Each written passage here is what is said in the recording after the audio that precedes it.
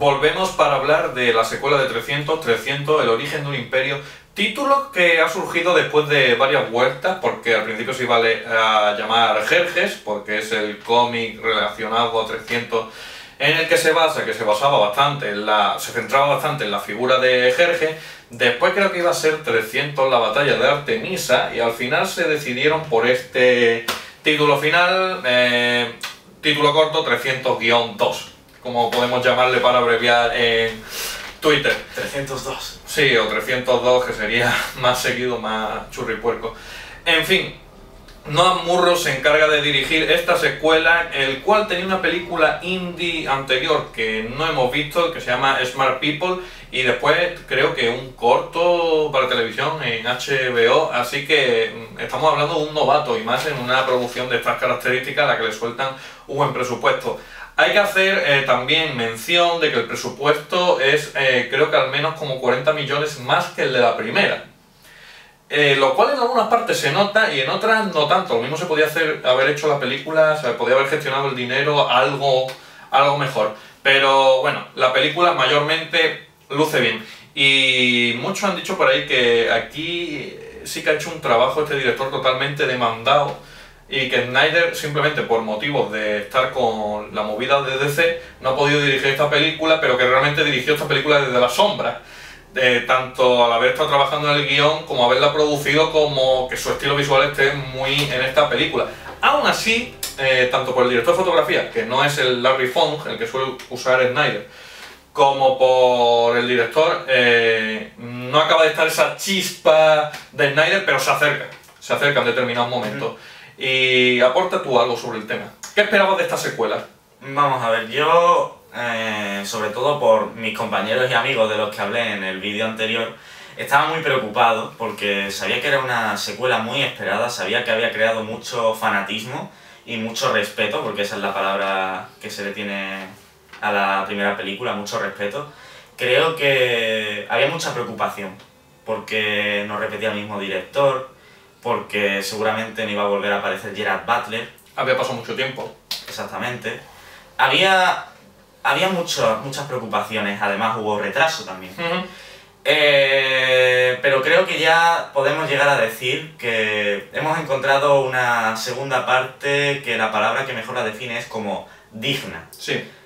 Seguramente la original, para muchos, en los que creo que me incluyo yo, la original la supera en prácticamente todos los aspectos, pero que sí es verdad que después de haber pasado traumas con secuelas horrorosas, que lo hemos vivido todos, nos encontramos con una película que sí es verdad que respeta, que emula, y que al haber visto esta película con esos fans de los que hablo, y que digan, yo fui al cine con un amigo nuestro, que por el camino le pregunté, ¿tú cómo crees que va a ser esta película? ¿Tú crees que saldrás del cine y me dirás qué tan buena, si te ha gustado o si no? Y él me decía, yo no lo sé, yo creo que voy a tardar mucho tiempo en poder saber si me ha gustado o si no, porque era muy fan, muy fan de esa película. Y me dijo eso, y cuando salimos del cine me dijo, qué guapa ha estado la película, me ha encantado y estoy deseando verlas las dos juntas. Creo que eso era el objetivo de esta película desde el principio, y que pese a eso, me acuerdo mucho, tú has hablado mucho de Depredador en el primer vídeo. Yo ahora me acuerdo de Tiburón y Tiburón 2. Pues creo que esta segunda parte supera lo que fue una secuela de las características como Tiburón 2. Lo mismo no coincides conmigo, pero para mí un poco la comparación que yo haría sería Predator y Predators, no Predator 2. Yo sé que Predators quizás no le tienes tanto cariño como esta película, pero eso, se limita a imitar en lo que puede a la original, pero nunca sin llegar a tocarla, y al final acaba siendo una secuela digna. Es la comparación que yo haría, aunque tú no coincidas. Vamos a pasar a hablar un poco de la historia. Lo más curioso es que realmente hasta que no empezó a salir tráiler de esta película, que por cierto yo tenía un IP nulo, porque como tú has dicho estaba muy preocupado y había pasado mucho tiempo y no tenía interés. Me pasó un poco como me pasa ahora con Sin City, la secuela. Pero salió el tráiler y digo yo, oye, pues pinta decente, lo mismo está entretenida. He ido con esas expectativas y al final he salido medio contento de esta película. Quiero añadir una cosa, ya que has mencionado tú el tráiler. En el tráiler se notaba, y lo mencionamos aquí en RoboRaptor cuando hablamos del propio tráiler, que no había flechas clavadas en los cuerpos de los 300 El CGI. muertos, el CGI, la sangre y tal. Eso totalmente estaba para la promoción de la película, para que no fuera clasificado el tráiler como para mayores de 18. Sí. En la película está toda la brutalidad que encontrábamos en la primera parte. Incluso en algunos momentos puede que incluso más, que la lleven un poco más lejos. En fin, realmente hasta que no empezamos a ver trailers de esta película no nos quedó medio claro que iba de precuela, desarrollada también al mismo tiempo de 300 y secuela. Así que es una historia que empieza antes y acaba después. Es más, empieza después pasa a antes. Se hace una narración bastante buena de sucesos y de saltos temporales que hace una historia que sirve como de caparazón a la historia simple que se nos contaba en 300. ¿Está igual de bien contada y tiene el mismo carisma? No, pero sí es un complemento que encaja a la perfección con lo que se nos mostró en la primera. Incluso se puede criticar que al intentar hacer lazos con la primera, incluyendo muchos secundarios, coño, está el emisario persa entrenando a Artemisa, que por cierto... Artemisa tiene las calaveras también, que las cortó ella, las calaveras que enseña el emisario a... Hay muchas referencias, incluso en algún punto intenta esta película hacer demasiadas referencias a la primera película para establecer, oye, mira qué bonito está enlazado todo. No es que me sature, pero en algún momento dije, es como, lo estás intentando como... Es como un esfuerzo, como que... Sí, ya me ha quedado claro. Y observación, el emisario si era tan badass y enseñó tan bien a la... Artemisa, ¿por qué después hace al pozo? Quiero decir, podía haber dado una escena de acción chula si hubiera sido igual de chungo que lo que se nos muestra en esta película. En fin, pequeña inconsistencia. La película ya empieza con un prólogo bastante chulo, el de la que se nos presenta el protagonista, los atenienses. La batalla de Maratón. Que tú dices, los atenienses en comparación a los espartanos van a ser unos chustis, y la verdad que se defienden pese a no ser un pueblo de guerreros. Esa es una de las cosas que a mí más me ha llamado la atención. Sí, y incluso podemos comentar mejor en la parte de conclusiones. Claro. Se nos presenta Temístocles, que es el protagonista. No llegan a especificar realmente cuál es su función dentro de Atenas, porque lo vemos tanto como en las asambleas, como político, incluso pensador, como un tío con bastante conocimiento, pero que después es un as en el campo de batalla y sobre todo liderando la flota ateniense. Pero el meollo de la cuestión en esta película es la batalla contra Artemisa, una batalla de dos flotas, y lo hacen a lo largo de varios asaltos. Creía que iba a caer en la monotonía este rollo, pero la verdad hace que cada refriega en el mar tenga un elemento distinto, y la verdad que la película es muy entretenida. Yo creo que me pasé con esta película tan bien como la primera, pese a que no sea tan buena, pero en factor entretenimiento me lo pasé muy bien. Apunte, antes de empezar a hablar de los actores, no sé si tú estarás de acuerdo, el 3D me pareció muy bien ejecutado y que encajó bastante con la estética. A mí me llegó un punto de pasar desapercibido. Yo creo que pasa con todas las películas 3D. Sí, pero me resulta un poco triste el hecho de que me pase el 3D desapercibido, pero prefiero esa sensación a que me vomiten cosas a la cara, como ha pasado en otras tantas, como las películas de Resident Evil de Paul Anderson o las de Transformers incluso. Que me echen cosas a la cara gratuitamente me corta un poco la estética, la fotografía, la composición de la imagen, todo me lo echa como me lo tira como a la basura. Y prefiero cosas sutiles que pasen desapercibidos, que pueda ver yo la película en mi casa tranquilamente sin que me tiren cosas a la cara y quede feo. Yo en cuanto al 3D, decir eso, estoy gratamente sorprendido, la verdad. La recomiendo si tenéis la oportunidad de verla por no mucho dinero más o al mismo precio, si en el caso de Yelmo Cines, aquí hago un poco de publicidad. Pero la verdad que merece la pena. Hablemos de Sullivan Stapleton, el cual viene de un trasfondo televisivo, es desconocido, pero probablemente empiecen a llover papeles como Gerard Butler a partir de esta película. El cual yo creo que cumple bastante bien, transmite carisma, pero en ningún punto llega a ser obviamente Leónidas. Aún así esperaba yo bastante menos de este personaje de la película y al final le cogí cariño. Vamos, me importaba lo que hiciera y lo que le pasara.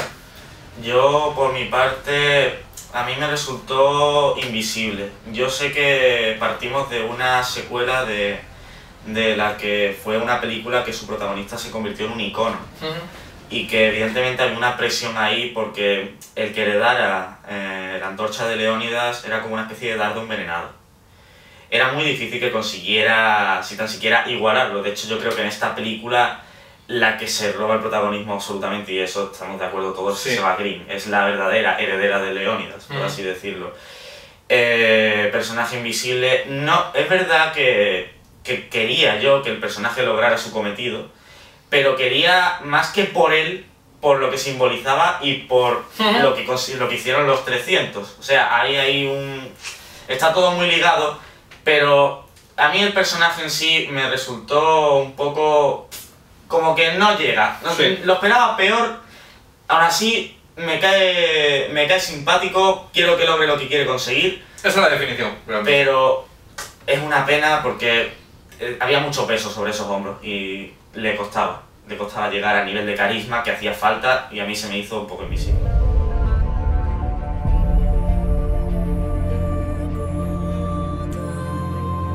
Leonidas and the brave 300 are dead. Have I not given enough for your dream of a united Greece, Themistocles? A king, a husband. Avenge him. En la película, en el prólogo, se nos presenta al rey Darío de los persas, el cual Temístocles mata, y ahí establece un poco una venganza entre Jerjes, que estaba por entonces presente, y el cual vemos con el aspecto habitual de Rodrigo Santoro, ahí todavía no había pasado a ser el rey dios. Escena bastante chula. Y a partir de ahí, la película nos cuenta también un poco a modo de prólogo, nos hace un resumen de la historia de Jerjes a través de ese punto y cómo llegó a determinarse esta guerra contra Grecia, y que desde la sombra, en plan títere, una protegida que tomó bajo su protección el rey Darío, Artemisa desde pequeña, que era griega, hay una movida que no vamos a spoilear, hace que acabe bajo la protección del rey Darío y le sirva y sea como su mejor guerrera, comandante, etc.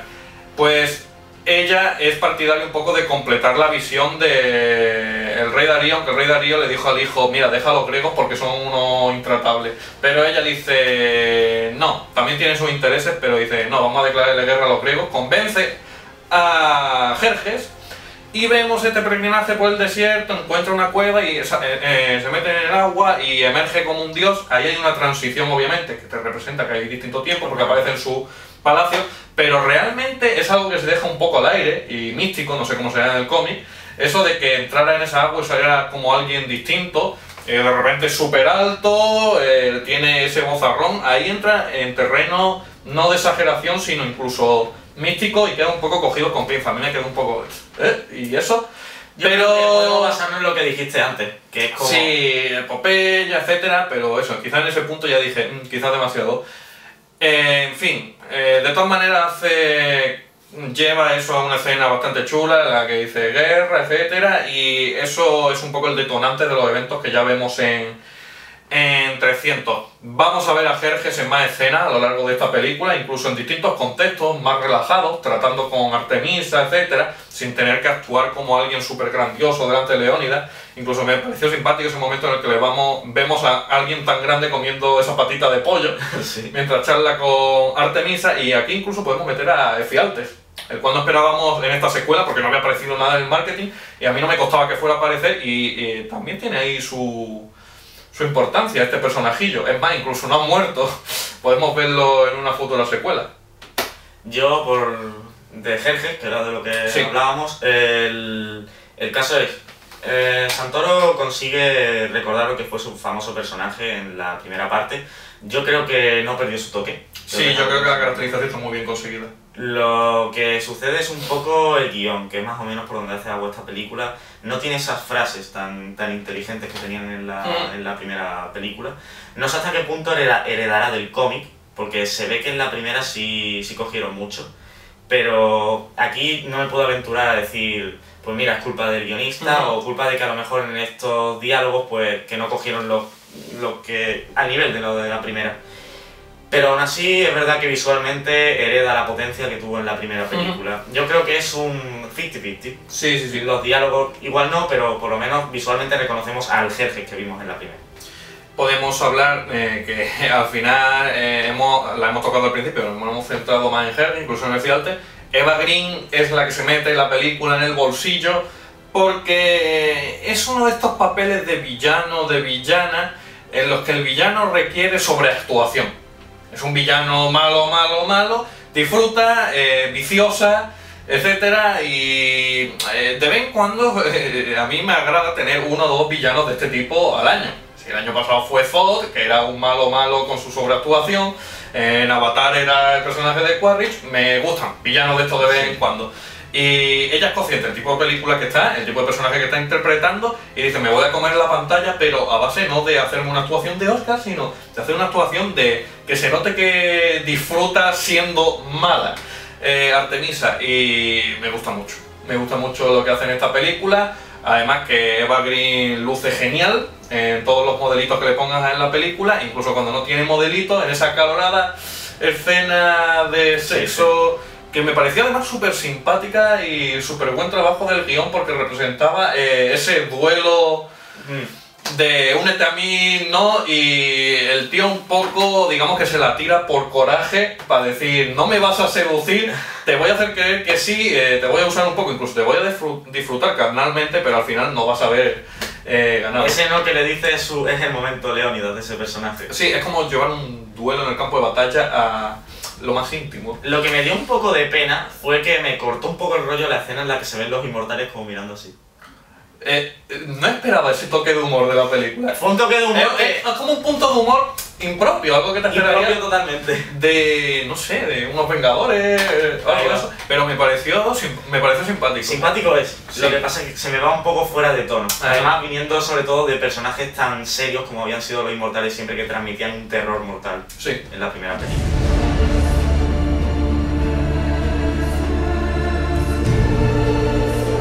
Only the gods can defeat the Greeks. You will be a god king.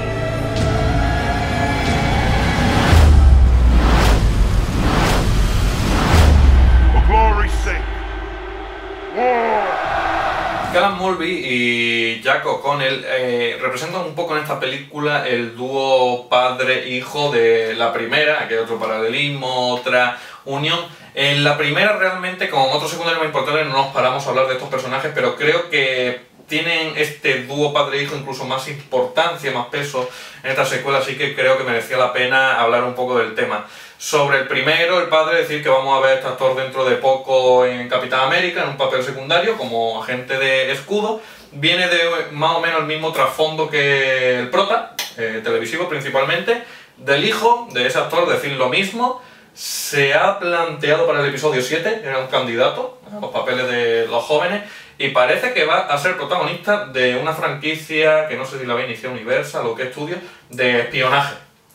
Y le va a dirigir el director de Attack the Block, Joe Cornish. Se ha anunciado hoy mismo. Ya estaba esperando que ese tío se metiera en el... Así que parece que, sobre todo este último, el actor Jack O'Connell está pegando un boom ahora, y esta película le ha servido también un poco para darse a conocer. Aquel dúo padre-hijo, el destino que sufren los de la primera se invierte. Es curioso ese paralelismo invertido, pero creo que se explora más ambos personajes. Yo diría que más al hijo que al padre. No sé tú qué tienes que decir del tema. Yo... es que creo que... Está un poco metido este dúo como para buscar el sentimentalismo, un poco como el punto de anclaje humano a esta gente, pero... Yo creo que otro de los problemas de esta película es que bebe demasiado de la primera. Es lo que yo he comentado. Ahí va. Le pasa un poco como a la tercera de Riddick, Sí. con respecto a Pixar. Y creo que eso va en detrimento de ella. O sea, veo demasiadas similitudes en este tema y creo que personalmente para mí fue tratado de forma similar. La única diferencia, el único matiz es que este insiste más en meterse en el ejército. Sí. Y por todo lo demás, es que no puedo decir realmente mucho. Creo que son personajes que cumplieron su labor de mimetizar lo que ocurrió en la primera película con los matices inversos que han mencionado. Tienen momentos en los que se hacen simpáticos, sobre todo la primera aparición del padre en el barco de Artemisa. Sí. que era inesperado, el hijo tiene sus momentos también. Son personajes que se hacen simpáticos, pero que realmente no es algo que vas a recordar cuando salgas de la sala del cine y hayan pasado unas horas. Podemos hablar, como tú has dicho antes, hay un desfile de secundaria, incluso vemos al líder de los Arcadios en esta película, cuando esperaba ver, y también vemos a nuestro querido Faramir, nuestro querido narrador de la primera, incluso en varios momentos de la película. También me parece otra buena conexión a la primera, uno de estos que le añade conexiones, pero que no fue de los que me pareció que digo, esto quizás ya es demasiado. Y hablar sobre todo de Lena Headey, de la que yo esperaba ver menos en esta película, y al final acaba siendo también un secundario casi tan importante como su papel en la primera. Está bien verla medio de luto tras la muerte de Leónidas, y ese momento final, esa aparición final, donde demuestra que es como la reina de Esparta y que tiene ovarios. Pasa una cosa curiosa con su personaje en esta, y creo que es como que le roba el papel al de Faramir. Le quita sus escenas, o sea, heredas el tono de narradora. Sí. Es curioso porque lo que acabo de Pero me gusta el mencionar toque que le aporta. Yo no estoy diciendo en ningún momento que sea malo. Pero ahora voy a la parte mala. Sí. Hereda demasiado de la primera, absorbe demasiado y emite cosas parecidas. Tenemos un inicio similar en el que en vez de narrar Faramir, lo llamamos Faramir porque me sale automático, narra ella. O sea, la estructura en sí es muy similar. Sí. Y creo que eso también, lo que he dicho, va un poco en detrimento suya.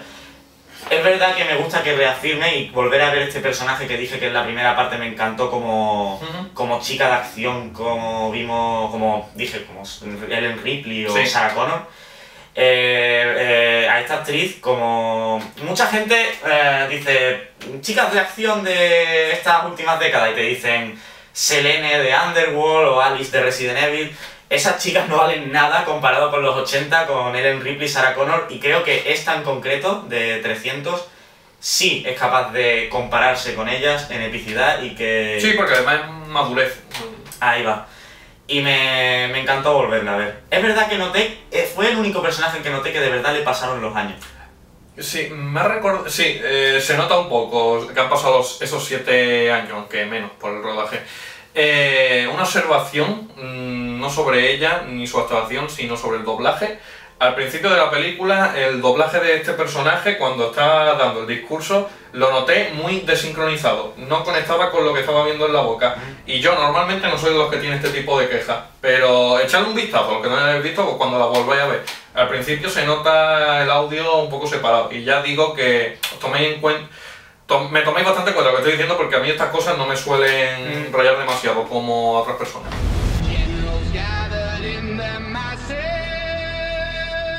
I'll attack the Greeks with my entire navy. Just like witches at black masses. He has sold her soul to death himself. In the fields of bodies burning. She's going to bring all of hell with her. As the war machine keeps turning.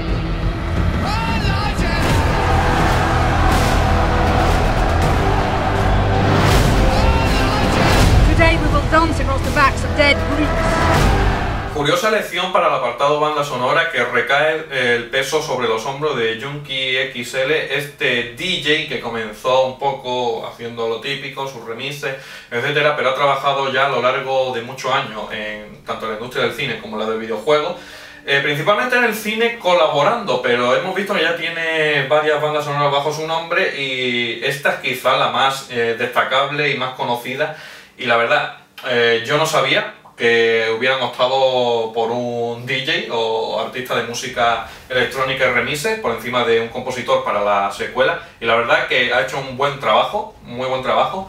No estamos hablando, porque volvemos otra vez a lo mismo, no estamos hablando de los niveles de icónico de la primera película, tampoco la banda sonora, pero sí que encaja con lo que estamos viendo en pantalla y tiene momentos incluso cañeros. Yo sobre todo me quedaría con el tema de los créditos, pero la verdad que la película tiene potencia audiovisual y la banda sonora también se nota mucho ahí. Sobre todo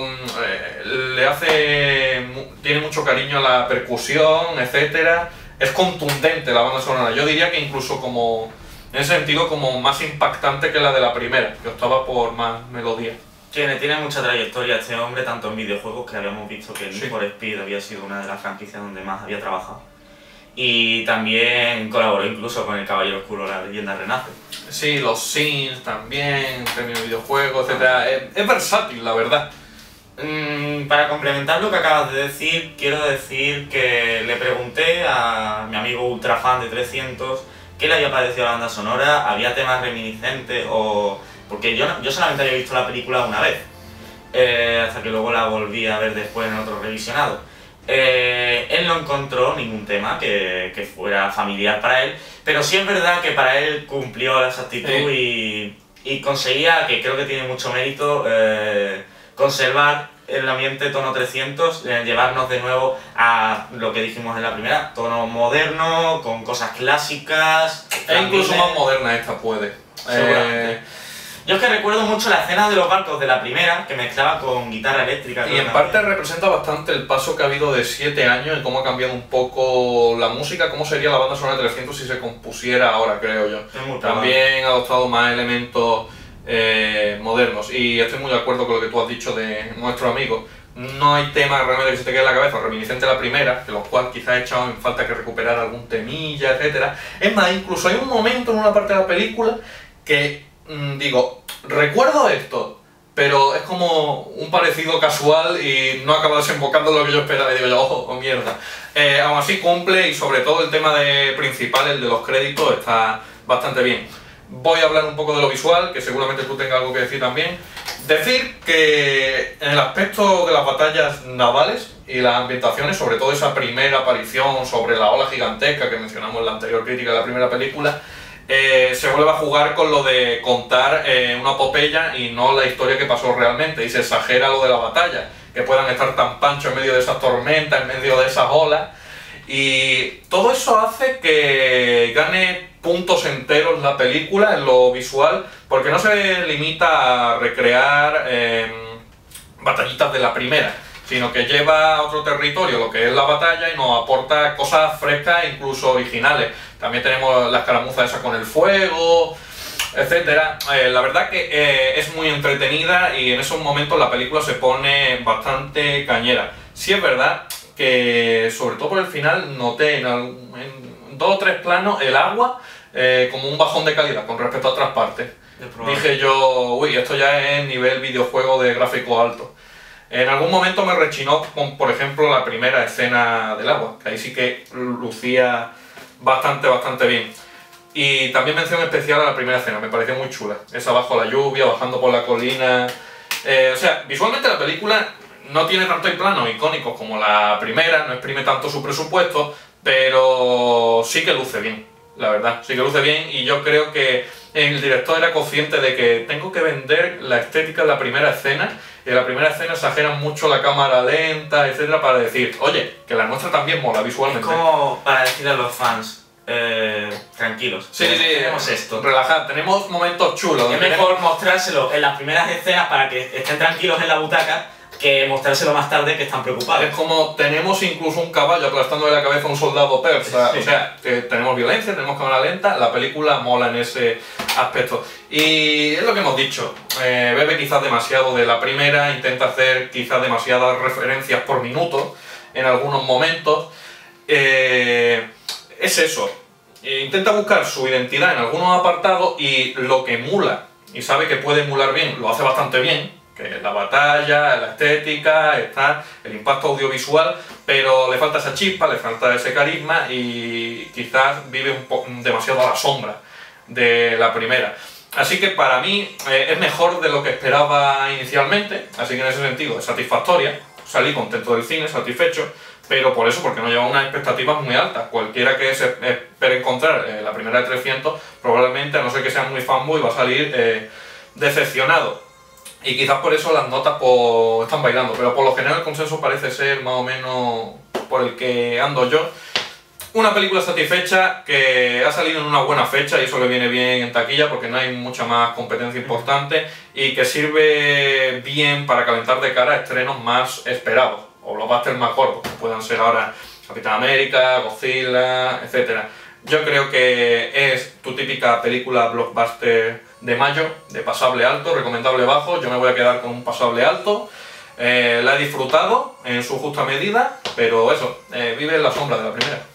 Bueno, por mi parte estoy muy de acuerdo con lo que has dicho tú. Yo creo que es una película que, si bien sabía de qué película venía y tenía que hacer claro homenaje o por lo menos mantener el respeto, sobre todo a nivel de estética y a nivel de matanza, yo creo que fue eso lo que mayoritariamente se centró. Es un concepto en el que todos estamos absolutamente de acuerdo. Vamos a tirar por lo fácil, vamos a tirar por lo seguro, no vayamos a decepcionar a los fans y démosle a los fans lo que los fans quieren. Luego ya por otro lado está el tema de guión. Es verdad que la película se atropella en algunas partes, es verdad que no tiene la potencia de diálogo que tenía la primera y ya no puedo hablar de si copiaron exactamente los planos del cómic o no, seguramente hay alguna reminiscencia, pero la fuerza visual tampoco alcanza. Yo creo que es una película que en todos los aspectos superada por la primera, pero la palabra digna la tiene tatuada y eso se va a quedar ahí para siempre ya. Me pasa un poco como con Kick-Ass 2, que la considero que esta tiene una cosa que la supera, porque sí hay un intento de ser Zack Snyder. Yo la pondría al mismo nivel, pero quizás me lo pasé más bien en el cine con esta. Ah, con esta. Con esta vale. Diría yo que me lo pasé mejor, pero la pondría al Yo es que mismo me nivel. acuerdo del Leguizano, tío. Sí, haría un poco la comparación del salto de calidad de Kick-Ass a esta, 300 a esta, aunque Kick-Ass me gusta menos que 300. Sí. De hecho era lo que iba a decir. Considero que esta secuela está un escalón o dos por encima de lo que ha sido Kick-Ass 1. Sí es verdad que se nota un intento de acercamiento mayor, se nota una mayor lejanía en la... Por encima de Kick-Ass 1, has dicho. De Kick-Ass 1 no, de la 2, Ah, vale, sí. Por si acaso lo reafirmo. Como secuela. Creo que el mayor logro es conseguir que los fans se sientan de nuevo como en casa en la historia de los 300 y tal. El nivel de epicidad no alcanza tampoco, pero al final el desenlace consigue acercarse a ese tono. Realmente cuando ves lo que sucede, tú dices, aquí ya hay un cierto tono de levantamiento que podemos sentir como si fuera la primera parte. El hecho de que los fans puedan considerar esta película como secuela digna es muy importante. Yo creo que le daría el recomendable bajo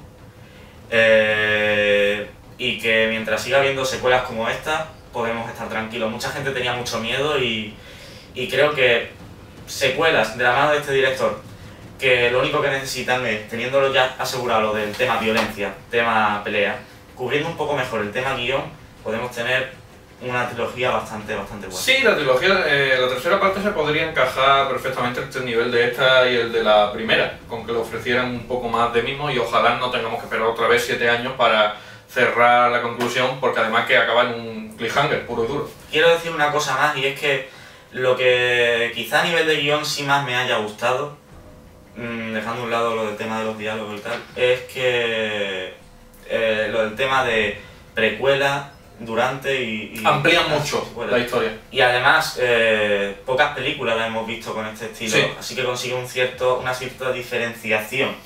Y eso quizá le ha ayudado también mucho a ser considerada como una secuela digna. A mí me gustaría hacer un matiz. Estuve a punto de darle el recomendable bajo, pero realmente con mi gusto personal se queda con el pasable alto. Aunque diría que es una película recomendable bajo si no quieres ver ninguna de las otras mejores opciones que hay ahora mismo en taquilla y lo que quieres echar es un buen rato, ir calentando de cara al levantamiento de blockbuster que se nos echa encima. Entonces sí sería una película de recomendable bajo y se disfruta bastante en la pantalla grande, pero eso, sinceramente hay mejores opciones ahora mismo en taquilla. Ahora, si tienes las ideas claras de lo que vas a ver y quieres pasar un buen rato, yo sí la recomendaría en el cine a precio reducido, la verdad. Y bueno, creo que esto es todo, que por fin el próximo vídeo va a ser el de nuestro repaso al 2013, donde nos mostraremos nuestro top personal 5, haremos algunos apuntes sobre películas que ahora nos gusten menos o más que cuando las vimos, repaso general 2013 y a continuación nuestra más anticipada de 2014, que ojalá podamos sacar ese vídeo antes de Capitán América, que marca un poco como el inicio fuerte del 2014 de el IP en vena. Ahora es cuando vienen el salir contento del cine o las grandes decepciones. Así que dale a like, suscribiros, comentad, lo de siempre, y esperamos que hayáis disfrutado de esto y contadnos qué os pareció a vosotros 302 en los comentarios. You're no god. You're just a man. Take your glory!